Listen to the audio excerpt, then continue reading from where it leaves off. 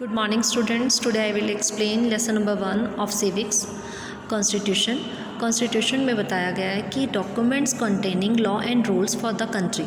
Constitution क्या है? Constitution के अंदर rules और laws बनाए जाते हैं for a country के लिए, ठीक है। और इसके अंदर बताया गया कि हमारा गवर्नमेंट और सिटीज़न के बीच में कैसा रिलेशन होना चाहिए और रिलेशन क्या है।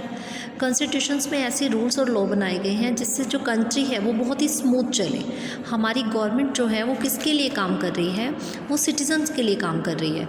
लेकिन हमारी गवर्नमेंट को भी 3 पार्ट्स में डिवाइड किया गया है। उसको पावर जो है उसको डिवाइड की गई है। फर्स्ट है लेजिस्लेचर, सेकेंड है जुडिशरी, थर्ड है एग्जीक्यूटिव। लेजिस्लेचरी के अंदर क्या है? लेजिस्लेचरी के अंदर ये बताती है हमारी गवर्नमेंट कि लेजिस्लेचरी के अंदर ये पावर होती है कि वो लॉ मेकिंग, कानून बनाती है, ठीक है। और लेजिस्लेचर के अंदर हमारी पार्लियामेंट होती है जो कि 2 पार्ट्स में डिवाइड होती है, लोकसभा और राज्यसभा। ये राइट इसके पास होते हैं। नेक्स्ट है हमारा जुडिशरी। जुडिशरी के अंदर क्या है? Interpreting laws.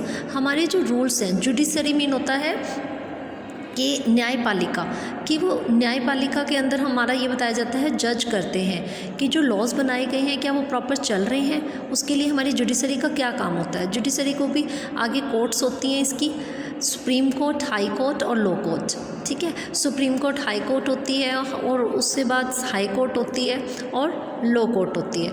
इसको भी पावर डिवाइड की जाती हैं। और हमारे इसके अंदर ये बताया गया अगर हमें किसी राइट का, हमारे किसी लॉज का उल्लंघन हो रहा है या वो प्रॉपर उसका नियम नहीं पालन हो रहा तो हम हाई कोर्ट में जाकर अपने राइट के लिए लड़ सकते हैं, सुप्रीम कोर्ट में भी, ठीक है।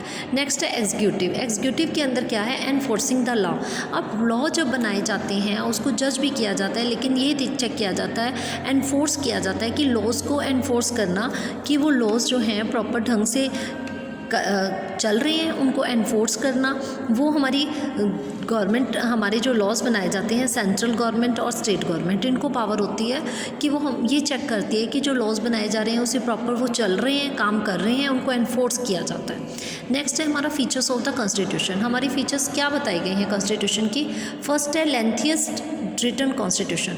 हमारा जो कॉन्स्टिट्यूशन है वो बहुत ही लंबा कॉन्स्टिट्यूशन है। इसके अंदर जो ओरिजिनली फर्स्ट टाइम लिखा गया था उसमें 395 आर्टिकल्स थे, उसको आगे 222 पार्ट्स में डिवाइड किया गया, आगे 8 शेड्यूल्स होते थे। लेकिन जो एट अ प्रेजेंटली हमारा कॉन्स्टिट्यूशन है उसके अंदर 465 हमारे आर्टिकल हैं, उसको 25 पार्ट्स में डिवाइड किया गया है और 12 कॉन्स्टिट्यूशन है। तो आप खुद ही देख सकते हो कि हमारा कॉन्स्टिट्यूशन कितना लेंथी है।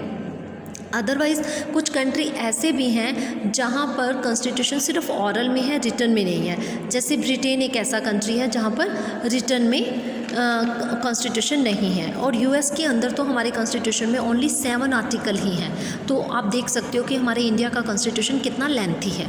नेक्स्ट है हमारा parliament form of government. Parliament form of government में हमें ये देखा जाता है कि हमारी जो गवर्नमेंट है वो प्रॉपर काम कर रही है। हमारी ये जो पावर होती है वो किसको डिवाइड होती है? हमारी पावर जो है वो प्राइम मिनिस्टर के पास होती है और प्रेसिडेंट ओनली इस पर साइन करते हैं, चेक करते हैं और साइन करते हैं। प्राइम मिनिस्टर सब डिसीजन लेता है और प्राइम मिनिस्टर एंड काउंसिल ये डिसीजन लेती है। लेकिन कुछ कंट्री ऐसे हैं जैसे ब्रिटेन है, ब्रिटेन के अंदर भी हमें पार्लियामेंट फॉर्म ऑफ गवर्नमेंट देखने को मिलती है, लेकिन यूएस के अंदर हमें प्रेसिडेंटली फॉर्म ऑफ गवर्नमेंट देखने को मिलती है। नेक्स्ट है हमारा इंटीग्रेटेड द इंडिपेंडेंट जुडिशरी, ठीक है। इसमें इंटीग्रेटेड एंड इंडिपेंडेंट जुडिशरी के अंदर कोर्ट्स डिवाइड की गई हैं, सुप्रीम कोर्ट, हाई कोर्ट और डिस्ट्रिक्ट लेवल कोर्ट होती है, जिसे लोअर कोर्ट भी बोलते हैं। तो ये कोर्ट डिवाइड की गई हैं, ठीक है।